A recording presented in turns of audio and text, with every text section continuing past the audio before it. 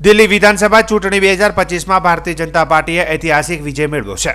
27 વર્ષ બાદ દિલ્હીની સત્તા હસ્તગત કરીને ભાજપે મહત્વપૂર્ણ સંકેતો આપ્યા છે। ચૂંટણીના પરિણામો બાદ સુરત ખાતે ભાજપ અધ્યક્ષ સી આર પાટીલે પત્રકાર પરિષદ યોજાઈ, જેમાં તેમણે આ વિજયને પ્રજાની ઈચ્છા અને વડાપ્રધાન નરેન્દ્રભાઈ મોદીના નેતૃત્વ પ્રત્યે લોકોના વિશ્વાસનું પરિણામ ગણાવ્યું છે। ચૂંટણી પ્રચાર દરમિયાન ભાજપે ડબલ એન્જિન સરકાર અને પ્રજાના હિત માટેના નીતિ નિયમોને મુખ્ય મુદ્દા તરીકે ઉઠાવ્યા હતા। દિલ્હીની જનતાએ આમ આદમી પાર્ટીને કોંગ્રેસને નકારતા ભાજપને બહુમતી સાથે જીત આપી આ પરિણામ દર્શાવે છે કે લોકો હવે રેવડી સંસ્કૃતિ, ફ્રી સુવિધાઓનો લાલચને નકારી રહ્યા છે। મોદી સરકારની લોકકલ્યાણકારી યોજનાઓને પ્રાથમિકતા આપી રહ્યા છે। દિલ્હીના લોકો પીએમ મોદીના નેતૃત્વમાં ભવિષ્ય સુરક્ષિત માને છે। ભાજપ અધ્યક્ષ સી આર પાટીલ ચૂંટણીઓ લડાતી હોય છે અને જીતાતી પણ હોય છે। 27 વર્ષ પછી મળેલો વિજય સાબિત કરે છે કે લોકો હવે સાચા વિકાસને પ્રાધાન્ય આપે છે। દિલ્હીના જનતાએ ફરી એકવાર સાબિત કર્યું છે કે પીએમ મોદી પ્રત્યે વિશ્વાસ અડગ છે। દેશના અનેક રાજ્યોમાં કોંગ્રેસના ખાતા પણ ખુલ્યા નથી અને દિલ્હીની જીતે તેને વધુ એક ઉદાહરણ છે। રાષ્ટ્રીય રાજકારણ માટે આ જીત મહત્વપૂર્ણ માનવામાં આવી રહી છે। ઇલેક્શનો લડાતા હોય છે, જીતાતા હોય છે, હારતા હોય છે। ભારતીય જનતા પાર્ટીએ ઘણા બધા ઇલેક્શનો ભવ્ય જીત સાથે પણ જીત્યા છે અને ઘણીવાર હારનો પણ સામનો કર્યો છે, પરંતુ એક નાનું રાજ્ય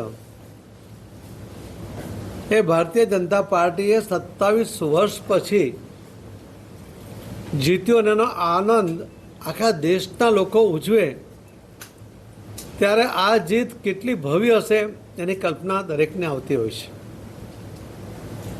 કોઈ જુલ્મી, કોઈ જૂઠા બોલો, લોકોને ભ્રમમાં નાખવાવાળો, ખોટા વચનો આપવાવાળો વ્યક્તિ ત્યારે સત્તા પર બેસી જાય છે। એનાથી જે છુટકારો મેળવવા માટે એ પ્રદેશના લોકો જે ઝઝૂમતા હોય છે એનો જીવંત દાખલો કે જાણે સ્વતંત્ર થઈ ગયા હોય એ પ્રકારનું દિલ્હીનું અને સાથે સાથે દેશનું પણ વાતાવરણ બન્યું છે। આવા લોકોને જાકારો આપવો જોઈએ અને એમાં જે સફળ થયો હોય એ પ્રકારની ભાવના, એ પ્રકારની લાગણી આખા દેશના લોકો અનુભવી રહ્યા છે। 27 વર્ષ પછી ભારતીય જનતા પાર્ટીએ સૌની અપેક્ષા પ્રમાણે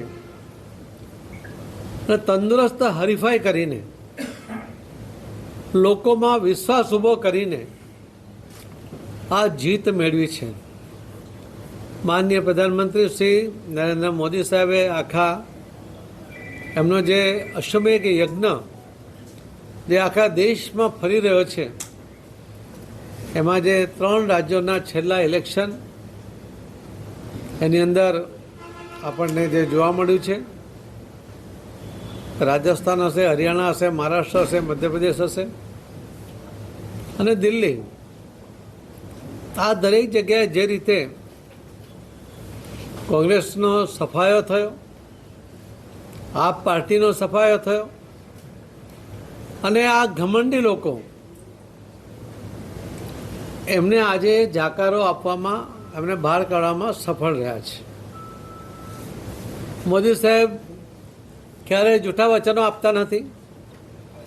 એમની અનેક યોજનાઓને 100% લાગુ કરવા માટેનો એમનો પ્રયત્ન હોય છે અને સફળ કરવા માટેના પણ એમના પૂરતા પ્રયત્નો હોય છે, જે સફળતા પણ પામે છે।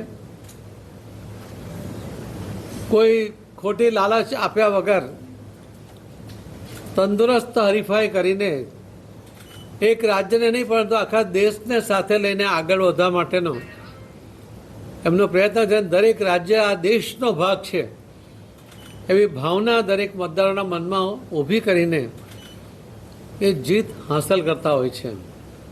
આજે આ દિલ્હીની જીત એ જ બતાવે છે। જે ઘમંડી એના આજે વિડીયો સોશિયલ મીડિયામાં ફરે છે કે ચેલેન્જ કરતા હતા કે આ જન્મમાં તો તમે દિલ્હીમાં અમને હરાવી નહીં શકો, બીજો જન્મ લેવો પડશે। આ જન્મની અંદર એમને સત્તા પરથી જવું પડ્યું। જે 99 સીટ લોકસભામાં જીતીને 543માંથી જ્યારે 99% માર્કે પાસ થયો હોય એ પ્રકારનો ભ્રમ પેદા કરવાવાળા નેતાનો પણ એમની પાર્ટીનો ખાતો પણ નથી ખોલ્યું. કદાચ આખા દેશમાં જે નેશનલ પાર્ટી હતી એનો એક પણ સભ્ય ન હોય એવા જે સૌથી વધુ રાજ્યો આજે આપણા દેશની અંદર છે. અને એ જ બતાવે છે કે લોકોએ આટલા વર્ષના પારખા પછી એમને પણ ઓળખી લીધા છે. મોદી સાહેબમાં અને ભારતીય જનતા પાર્ટીના વિચારધારામાં વિશ્વાસ રાખીને દિલ્હીના મતદાર ભાઈ બહેનોએ જે રીતે ભારતીય જનતા પાર્ટીના ઉમેદવારો નહીં કે ભારતીય જનતા પાર્ટી ફક્ત ગરીબીના નામે મત લઈ લેવા, એના નામે બજેટ બનાવવા, એમને ખુશ રાખવાનો પ્રયત્ન એવું નથી. દરેક સેક્ટરના લોકોને સાથે રાખવાનો જે પ્રયત્ન કરે છે ને એમાં આજે જ્યારે આખા દેશમાં 12 લાખ રૂપિયા સુધીનો ઇન્કમ મુક્ત કરી, ટેક્સ ફ્રી કરી, એના કારણે લગભગ 1 કરોડથી વધુ જે સરકારી નોકરી કરતા હતા એવા લોકોને પોતાના રિટર્ન ભરવામાંથી મુક્તિ મળી છે. એમના હાથમાં વધારાના પૈસા આવ્યા છે. એના કારણે એમની ખરીદ શક્તિમાં વધારો થયો છે. એના કારણે જીડીપીમાં વધારો થશે. લોકલ જે પ્રોડક્ટ છે એની ડિમાન્ડ વધશે.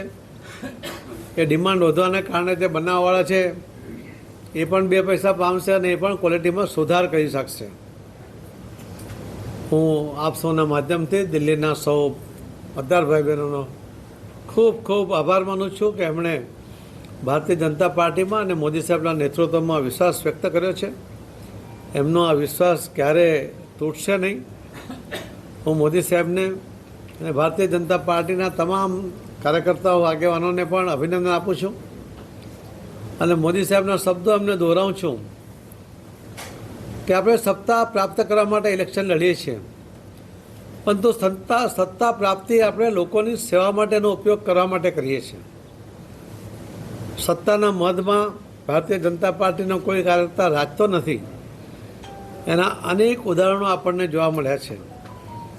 અને અન્ય વિરોધ પક્ષના પાર્ટીના આગેવાનો અને કાર્યકર્તાઓ એ સત્તાના મદમાં કેવા રાચે છે એના પણ અનેક દ્રષ્ટાંતો આપ સૌની સામે છે.